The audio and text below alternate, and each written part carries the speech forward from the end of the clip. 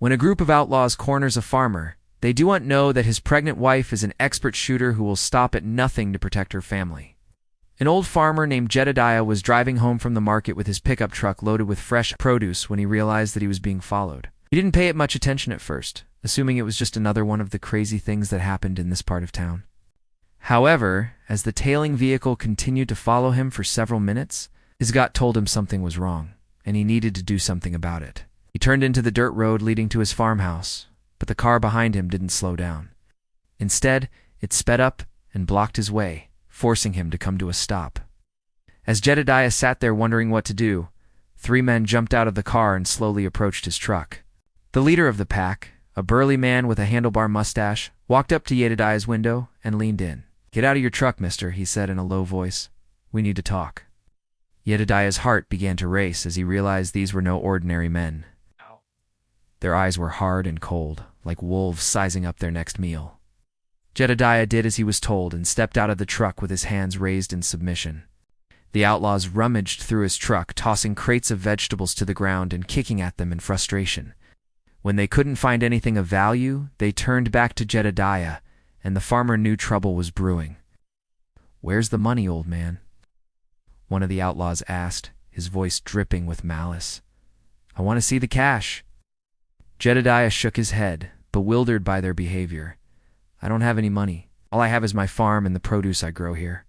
The outlaw leader slapped him across the face, sending him sprawling to the ground.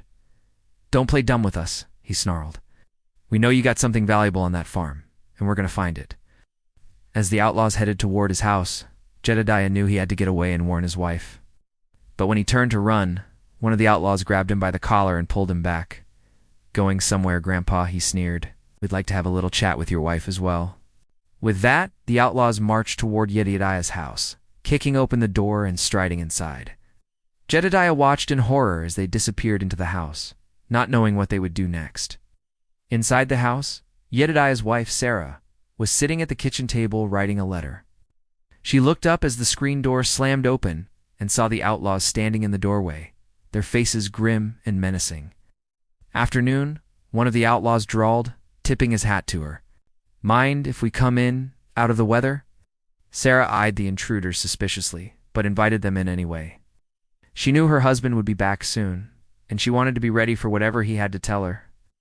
As the outlaws took seats at the table, Sarah noticed the leader's eyes scanning the room, taking in everything he saw. She knew they weren't there for tea and cookies, but she wasn't about to let them know that. She poured them each a glass of lemonade and offered them some pie. The outlaws accepted the refreshments and began to eat. All the while keeping a close eye on Sarah, she could feel their gazes boring into her, but she didn't let it bother her. She was a strong, independent woman who had faced many challenges in her life, and she wasn't about to be intimidated by a bunch of rude hillbillies. But the outlaws weren't interested in small talk or making friends. They wanted what was inside the house, and they weren't afraid to use force to get it. One of the outlaws stood up, knocking over his chair in the process, and walked toward the hallway that led to the bedrooms.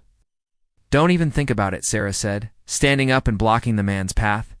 "You're not going anywhere." The outlaw's eyes narrowed, and he took a step toward her. "Move aside, woman, before I make you," he growled. Sarah stared back at him, her eyes flashing with defiance. "I don't know what you're after, but you're not going to find it here," she said, her voice shaking with anger. The outlaws exchanged glances, and the leader stepped forward. "We're looking for money, lady. Where is it?" "There is no money here," Sarah repeated, "and if you want to see me again, you'll have to go through my husband." The outlaws were taken aback by her response, and it gave Sarah the opening she needed. She darted past the man and raced down the hallway. She could hear the outlaws shouting and crashing as they followed her, but she didn't dare slow down. She could feel her heart pounding in her chest and her breath coming in ragged gasps.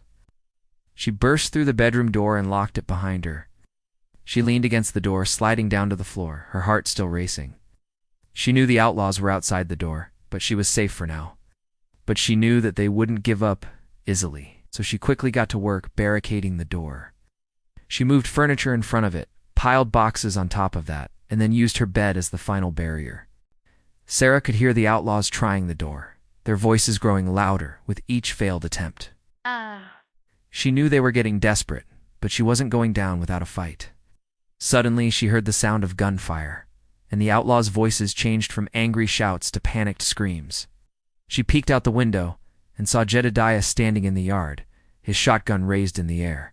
Jedediah had returned from his trip to the market early, having gotten lost in thought and driven right past his house. When he realized his mistake, he turned around and headed back. That's when he heard the gunshots. He parked his truck in the road and ran to the house, grabbing his shotgun as he went. He burst through the front door just in time to see the outlaws breaking through the barricades in the bedroom. With a yell, he fired his shotgun, hitting the leader in the shoulder. The outlaws screamed and fell to the floor.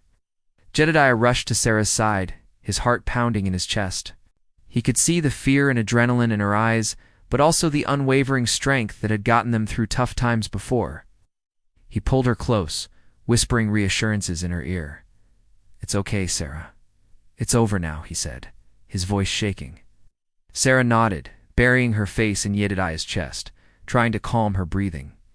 The ordeal had been terrifying, but they had made it through, and that was all that mattered. Jedediah helped Sarah up and they walked out to the porch to survey the damage. The outlaws were lying on the floor, groaning in pain.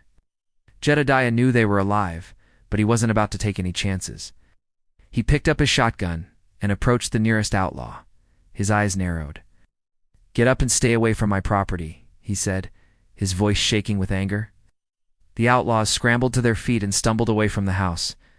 As they disappeared into the woods, Jedediah let out a sigh of relief. Once the danger had passed, Jedediah and Sarah returned to the house, their hands still shaking. They knew they had been lucky to escape the outlaws' clutches, but they couldn't help but wonder why they had been targeted in the first place. In the aftermath of the attack, the couple found comfort in each other's arms, grateful to be alive and together. Despite the scars and trauma they had endured, their bond had only grown stronger, and they knew they would face whatever challenges lay ahead together. And that's the end of the story. If you enjoyed this video, please don't forget to like and subscribe so you never miss out on any of our amazing content.